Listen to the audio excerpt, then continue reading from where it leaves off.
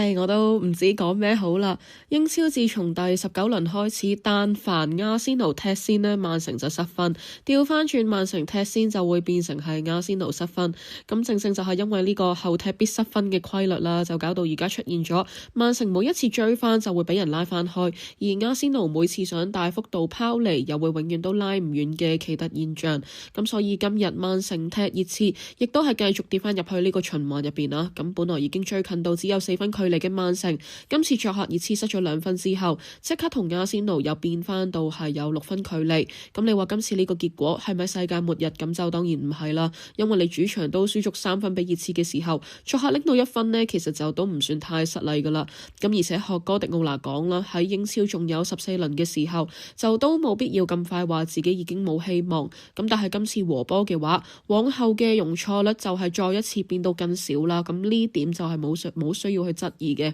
咁而每每咧追翻近啲，又自己唔爭氣失分嘅話，對於球隊士氣嘅打擊呢，其實相信亦都係好大。咁尤其就係你望翻今次踢熱刺，其實呢啲波呢就真係要贏先至係嘅。咁但係今場波曼城又係變翻同之前一樣，就始終呢都係敵唔過自己嘅45分鐘大限啦。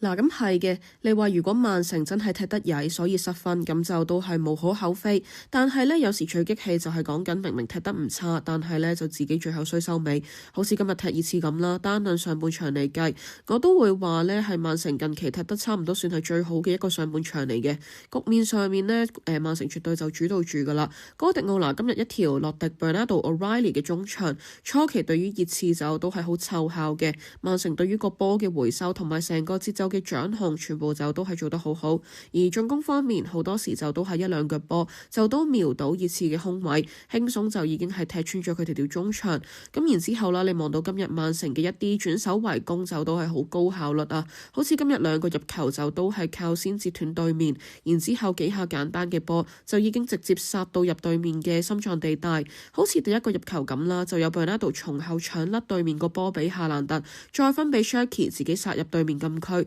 直情都唔需要理夏蘭特有冇倒地，自己面對住3個後衛就都係話入就入，成個進攻嘅過程呢，亦都係簡單明快，由搶甩去到入波就都只係經歷過2下傳送。咁之後講緊第2個入球，其實亦都係類似嘅嘢，因為今次講緊呢，就係洛迪截斷對面嘅長傳之後，一腳呢就已經係送到上去俾貼近禁區嘅 Bernardo， 再彈到俾斯曼尤嘅時候，就都已經接近係同對面門將域卡里奧1對1。咁所以你睇到今日曼城最有效嘅就都唔係啲咩複雜嘢，而係好簡單，3兩下傳球就已經轉化做1個入球，甚至講緊夏蘭特錯失個黃金機會，就都係靠洛迪一個過頭踢上去咁就穿晒呢對面條防線，咁就只係夏蘭特笠唔低對面個龍門啦，咁曼城先至冇進一步拉開個入球數。咁所以簡單講，今次成個上半場熱刺就都係已經俾足機會你曼城去擴大個比分。咁雖然話半場2球入更衣室，臨場嚟講呢，就都會係覺得係收貨嘅，咁但係事後孔明嚟講，如果係一早知道曼城又會下半場自爆嘅話，其實上半場就真係入多都唔會夠啦。嗱，咁講到曼城下半場自己爆炸呢，其實就都唔係第一日嘅事啦。甚至乎嚟講，其實今季失得分7-8成嘅波呢，就都係衰自己第2個45分鐘唔爭氣。嗱，咁本身可能都會以為，喂，係咪個別球員嘅問題啊？加華迪奧、Ruben Dias 呢啲下半場跌鍋，道古有半場貨仔，咁跟住一啲年紀大嘅，到時到後又會自己跑唔喐啊。咁但係呢，其實你望翻今日嘅曼城嘅話呢，成隊中堅就都已經換晒人，好多位置亦都係塞滿晒一啲新球員，咁但係呢個纏繞曼城嘅問題就始終係唔肯走啊吓。咁你話最簡單嚟講呢，可能曼城就都真係幾怕對面留前兜後，只要好似熱刺今日咁樣，下半場一上力改變節奏，增加翻個壓迫嘅強度，曼城就基本上係冇乜還手嘅餘地，邊都係只有捱打。咁但係另一方面，我亦都會覺得曼城而家呢就真係經常性下半場係捉唔住個節奏啦。咁而作為定海神針嘅洛迪嘅表現呢，亦都係好大程度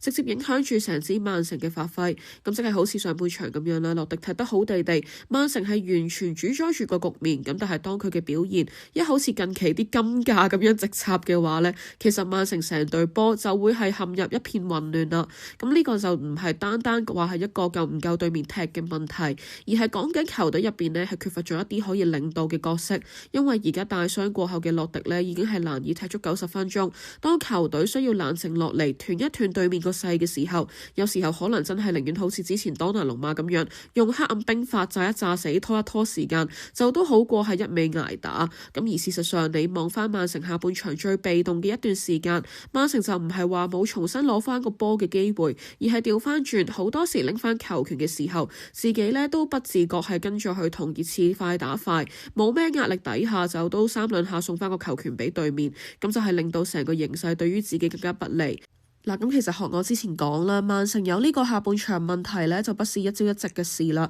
甚至其實上季就都係有見過類似嘅情況。咁而家講緊係經歷大半年甚至1年，人又換咗大半嘅時候，就都冇解決唔到呢啲問題嘅藉口啦。如果知道體力跟唔上，或者心態到時到後受唔住，哥迪奧拿其實就都有責任微調翻成支球隊，盡可能係 keep 翻住上半場個 flow， 或者至少都應該係要放慢翻成場比賽。咁所以好可惜啦，喺哥迪奧拿未來得切呢調動嘅時候，曼城今次下半場早就已經俾人先追翻一球啦。